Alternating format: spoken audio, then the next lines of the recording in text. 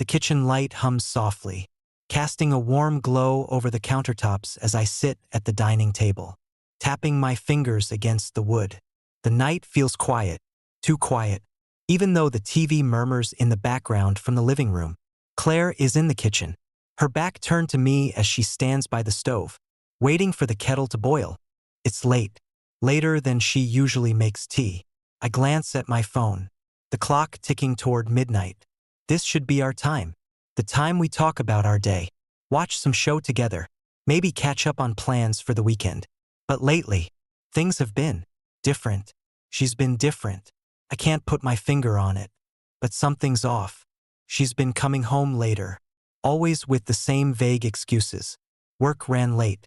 She grabbed drinks with friends. Traffic was bad. None of those explanations would bother me on their own. She's always been independent, always had a life outside of us, and I've never questioned it. But lately, it feels like she's slipping further away, like there's something she's not telling me. I push the thought aside, not wanting to go down that road. I trust her. I've always trusted her. But there's that feeling again, that tightness in my chest, like something is sitting just out of reach, something I don't want to see. Claire's phone buzzes on the kitchen counter, lighting up for a split second. She doesn't check it, doesn't even glance at it. That's the other thing. Her phone. She's been keeping it close, always locked, always face down. It's subtle, but it's enough to make me notice. Maybe I'm reading into things, but part of me wonders why she's so protective of it now. A beep sounds as the kettle reaches a boil, and Claire pours the hot water into her cup, still not saying a word. I watch her carefully, trying to figure out if it's just me, if I'm imagining things or if something is really wrong. Hey, I say finally, my voice cutting through the quiet. Everything okay? She glances over her shoulder, her expression neutral but tired. Yeah. Just a long day. I nod, but the knot in my stomach tightens. That's been her answer a lot lately. Just a long day. It feels like she's on autopilot, like she's checked out. I don't push her though. I never do. I shift in my seat, trying to think of something to say, something normal to break the weird tension that's been hanging over us. You were with Lisa and Greg last weekend, right? How's everyone doing? It's a harmless question. We've been friends with them for years. Our closest friends. Really? But as soon as I say their names, I notice something. A flicker in Claire's expression. A tightening of her grip on the cup. Yeah. She says after a beat. Her voice careful. They're good. But she doesn't offer anything else. No details. No stories. Nothing. She just turns her attention back to the tea, stirring it absently as if she's hoping I'll drop the subject. A strange feeling washes over me. Something I can't quite explain. I think back to last weekend. Claire told me she was going out with Lisa, said they were catching up, maybe grabbing dinner. But something about the way she's acting now makes me wonder if that's the whole story. I don't push it, but the unease lingers. I tell myself it's nothing, just my mind playing tricks on me. But that flicker in her expression, the way her shoulders tensed when I mentioned Greg, it sticks with me and I can't shake it. She walks over to the table, sitting across from me with her cup of tea, still not saying much. I watch her, trying to figure out if I'm just overthinking everything. Maybe it really is just work stress. Maybe she's tired. Maybe I'm reading too much into things.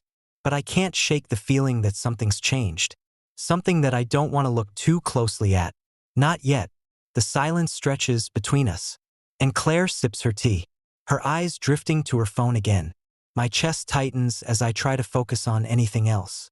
But I can't help but wonder what she's hiding. If she's hiding anything at all. I can't stop thinking about last night. The way Claire tensed up when I mentioned Greg. The way she avoided answering, like she was carefully picking her words, stuck with me all morning, gnawing at the back of my mind like an itch I can't scratch. I try to brush it off, but it's no use. Something is wrong. I feel it. I sit at the kitchen table, staring at my phone, scrolling through nothing. Claire left for work a few hours ago, and the house feels emptier than usual. The silence only makes my thoughts louder, my doubts more persistent. I've always trusted Claire. We've never been the kind of couple to check each other's phones or pry into each other's business. But now, I wonder if I've been too trusting. Her phone was always an open book before. She'd leave it on the counter, unlocked, without a second thought. But now, it's like it's glued to her hand, always locked, always face down. I don't want to believe that means anything, but the change has been too obvious to ignore. I don't know what I'm expecting to find, but I know I can't ignore this feeling any longer. I glance toward the kitchen counter, where Claire's laptop sits. She left it behind this morning, like she does sometimes when she's rushing out the door. I stare at it for a moment, my chest tight, the weight of what I'm about to do sinking in. I've never snooped on her before. But now, I need to know. I need answers. I stand up and walk over to the counter, my hand hovering over the laptop. My heart pounds in my chest, the guilt gnawing at me, but I can't stop now. I flip open the lid, the screen lighting up, asking for a password. I hesitate, but then my fingers move on their own, typing in the one password I know she uses for everything. The screen unlocks, and I'm in. I take a deep breath, trying to calm my racing thoughts, and open her messaging app. At first, there's nothing unusual. A few conversations with her co-workers, a group chat with friends. But as I scroll down the list, I see something that makes my stomach twist. Greg. The chat isn't long, just a handful of messages. I click on it, my fingers trembling as I scroll through the conversation. Greg, last night was fun. When can we do it again? I freeze, my breath catching in my throat. My mind races, trying to make sense of it. That could mean anything, right? Maybe they were out with the whole group. Maybe it's just an inside joke. Something innocent. But as I scroll further, the messages tell a different story. Claire. Soon, I'll find an excuse to get away again. An excuse. An excuse to get away. The knot in my stomach tightens, my heart pounding in my chest. I keep scrolling, looking for more, needing more proof. Subs even though every part of me is screaming to stop. Greg. I've missed you. Can't stop thinking about last time. Claire. Me too. I'll let you know when Aaron's busy. My hands go cold, the words blurring in front of me. I feel like I've been punched in the gut, like the ground has been ripped out from under me. When Aaron's busy, I can't breathe. I scroll up, down, up, over the same words again, hoping I've misread them, hoping there's some explanation. But there's not. It's all there, right in front of me. Claire and Greg. Not Lisa and Greg. Not the group. Just Claire and Greg. Alone. Together. For how long? How many times? I shut the laptop, my hands trembling. My mind spins with 1,000 questions. 1,000 what-ifs. How long has this been going on? How many times have they lied to me? Smiled at me? Acted like everything was normal? Greg. A friend. One of my closest friends. We've spent weekends together. Dinners. Holidays. He's been in our home and now I don't know what to believe. Every memory feels tainted. Every moment we've shared suddenly filled with doubt and suspicion. I feel sick. I can't sit still. I stand up, pacing the kitchen, trying to make sense of everything. But my thoughts are too loud, too fast. Claire's been seeing Greg, behind my back, lying to me for how long? Weeks? Months? Years? The years. I can't stop thinking about them. We've been married for years, and suddenly all of it feels like a lie. I think back to all the times Claire said she was going out with Lisa. All the times she said she was staying late at work, or meeting friends for dinner. How many of those nights were real? How many of them were just excuses to be with Greg? The thought makes me sick. I feel the bile rising in my throat, the weight of it all pressing down on me like I'm suffocating. I don't know what to do. I don't know who to turn to. I feel like my whole world has been flipped upside down. Like everything I thought I knew is crumbling right in front of me. I need to talk to her. I need to confront her. Ask her how long this has been going on. How she could do this to me. To us. But I'm not ready. Not yet. I need more. I need to know exactly what I'm up against. I grab my phone, my hands shaking as I scroll through my contacts, hovering over Greg's name. I want to call him, I want to hear his voice, ask him what the hell is going on. But I can't. Not now. Not when I'm this angry, this confused.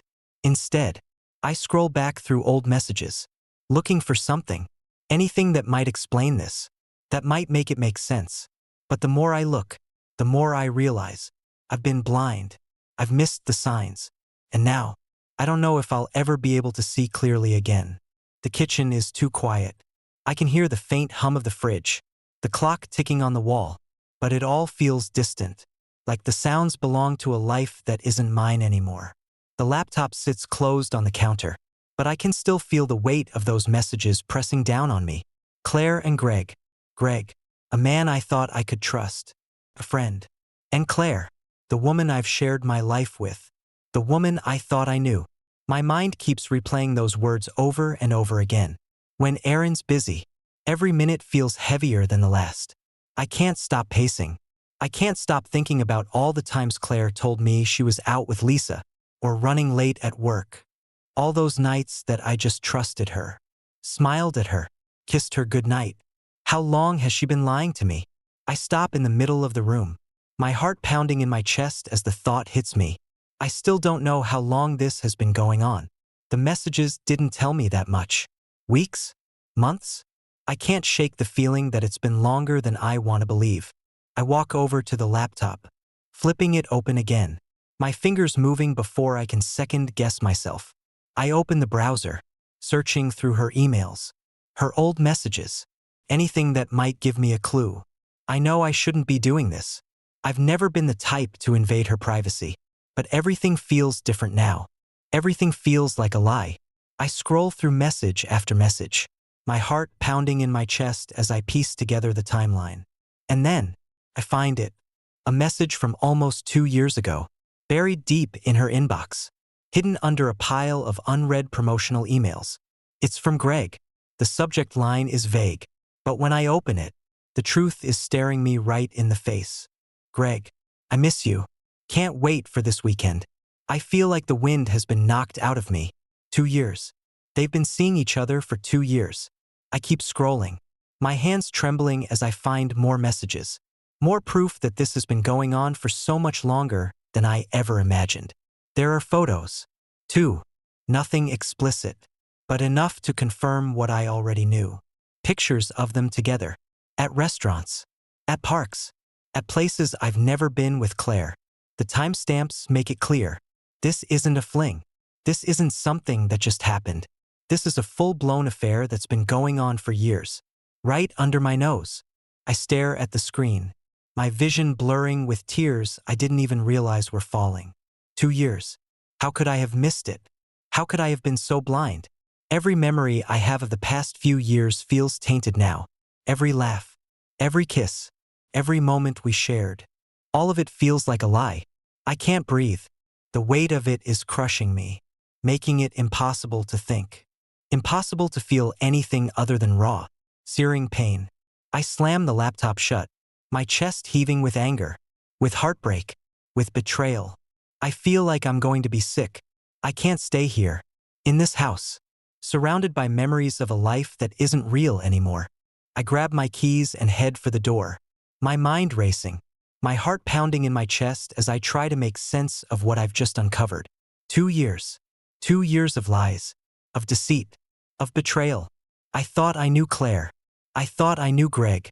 But now, I don't even know who I am anymore. I don't know how to move forward, how to rebuild my life when everything I thought I knew has crumbled into dust. I get in the car, my hands shaking as I grip the steering wheel. I don't even know where I'm going.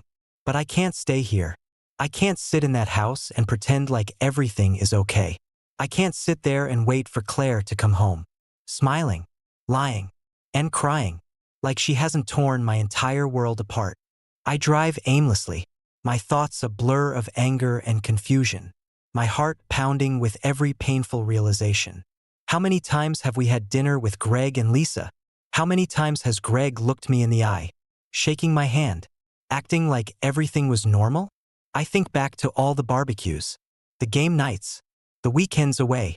Greg was there for all of it. He was part of our lives, part of my life, and the whole time, He was lying to me. He was sleeping with my wife. The thought makes my stomach churn.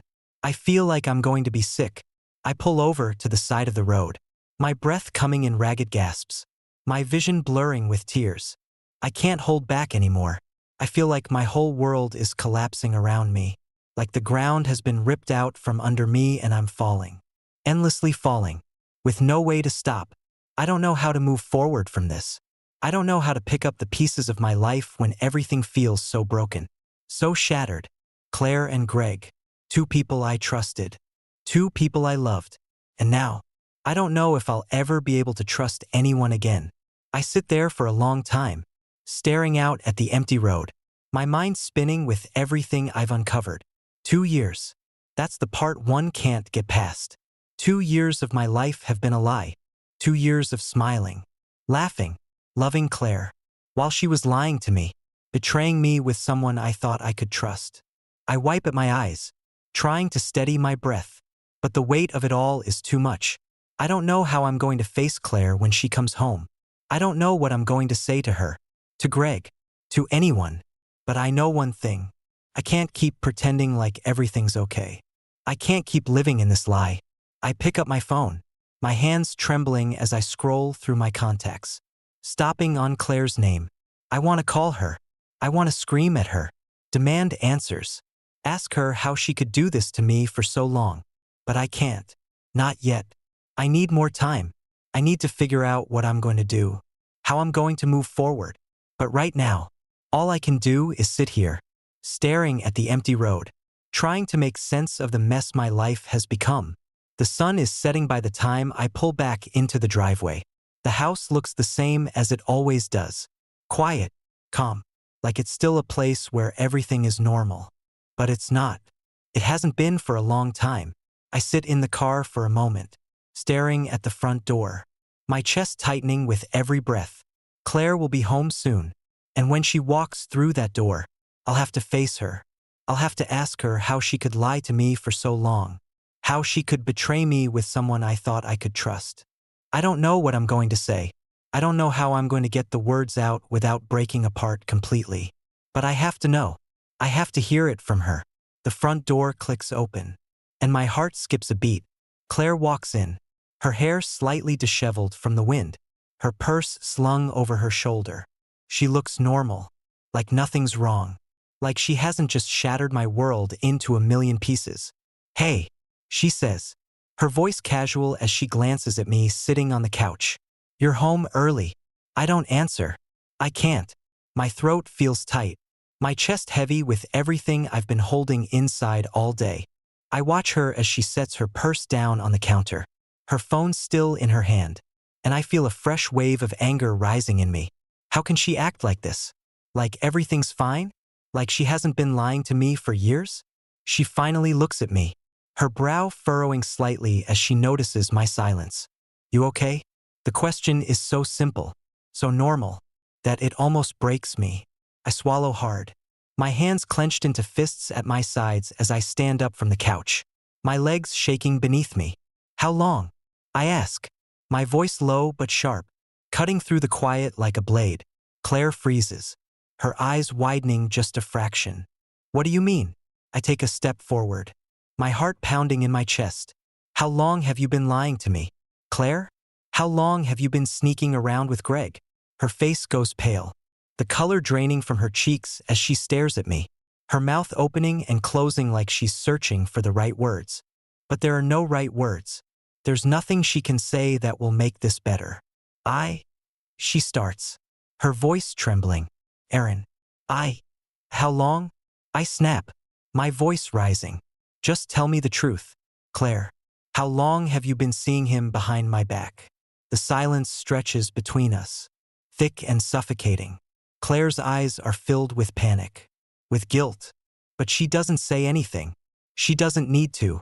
I already know the answer. I've known it for hours now. 2 years. I say quietly, my voice breaking. 2 years of lies. "Claire, I found the messages. I know everything." She stumbles back a step, her hand covering her mouth as the weight of her secret crashes down on both of us. Tears well up in her eyes, but I don't feel any sympathy. I can't. Not now. I'm sorry. She whispers, her voice cracking. Aaron, I'm so sorry. Sorry? I laugh bitterly, the sound harsh and hollow in the quiet of the room. You're sorry? Claire. Claire. You've been lying to me for 2 years. You've been seeing Greg, my friend, for 2 years. And now you want to say you're sorry. She wipes at her eyes, her hands trembling as she tries to take a step toward me. I never meant for it to go this far. I didn't. I didn't want to hurt you. Didn't want to hurt me. I feel the anger bubbling up inside me too strong to contain.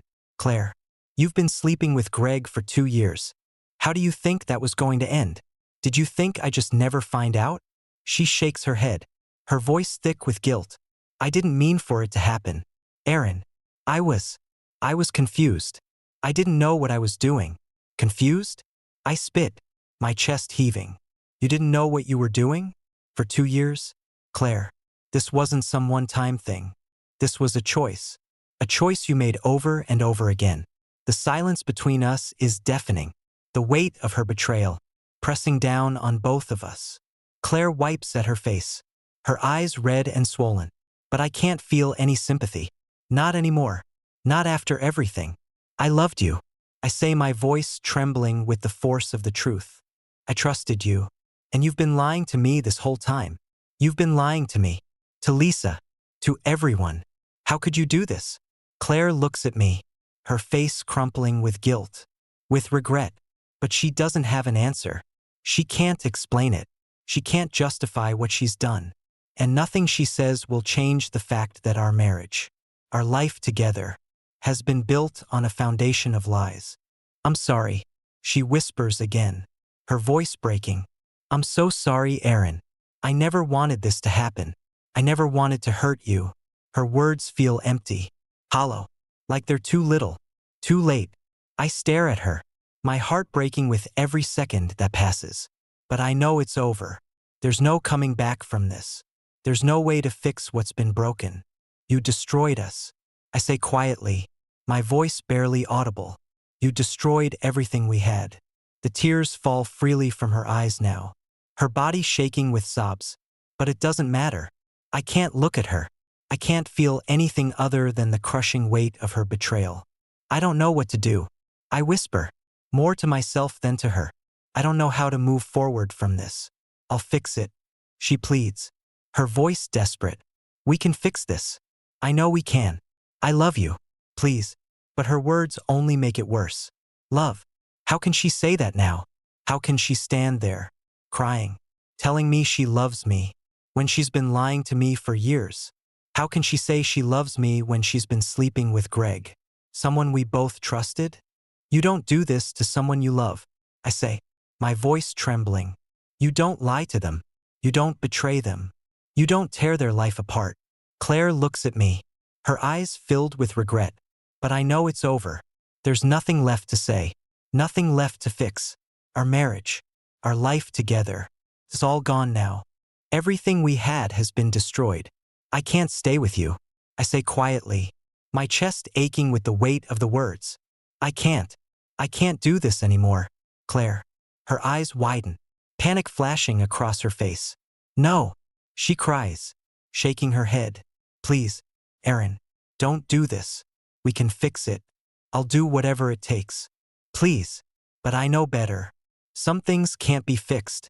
Some things are too broken, too damaged to ever be whole again. I take a deep breath, my heart shattering with every word I'm about to say. It's over, Claire. She sobs harder, her hands reaching out to me. But I take a step back, my hands shaking as I run them through my hair. I don't know how to face her anymore. I don't know how to look at her without seeing all the lies, all the betrayal, without another word. I turn and walk out of the house, leaving Claire behind, her sobs echoing in the silence as I step out into the night. The cool air hits me, but it doesn't bring any relief. It's over, Claire. The weight of what's just happened presses down on me, suffocating me. It's over. Everything is over. The night air is still cold as I sit in the car, staring at the quiet, empty street in front of me. I don't know how long I've been sitting here. An hour? 2? Time feels strange now. like it stopped altogether, like I've been frozen in this moment, unable to move. The weight of what just happened presses down on me, suffocating me, heavy and suffocating. Claire's sobs still echo in my ears, her desperate pleas ringing in my mind. But none of it matters anymore. It's over. I know that now. There's no coming back from this. No way to fix what's been broken. My hands grip the steering wheel, the leather cold against my palms. I want to feel something. Anger, heartbreak, anything. But right now, I just feel numb, like all the emotions have drained out of me, leaving me empty. I close my eyes, leaning my head back against the seat, trying to catch my breath. But all I can think about are the last few hours, how everything fell apart so quickly. I thought I could handle it. I thought I could ask her the questions, get the answers, and maybe find a way to move forward. But now, I realize how foolish that was. There's no moving forward. Not after this. I open my eyes and glance at my phone on the passenger seat. The screen dark and silent. No messages. No calls. I think about texting someone. Maybe my brother. Maybe a friend. But I can't bring myself to do it. I don't even know what I'd say. How do you explain something like this? How do you tell someone that your wife has been lying to you for 2 years? Sleeping with someone you thought was your friend? I reach for the phone anyway, unlocking it with shaky fingers. I scroll through my contacts, stopping on Greg's name, just seeing it there. In the list, makes my stomach churn. I feel a wave of nausea wash over me, and I drop the phone back onto the seat. I can't call him. I can't call anyone. Not yet. Not when everything still feels so raw, so broken.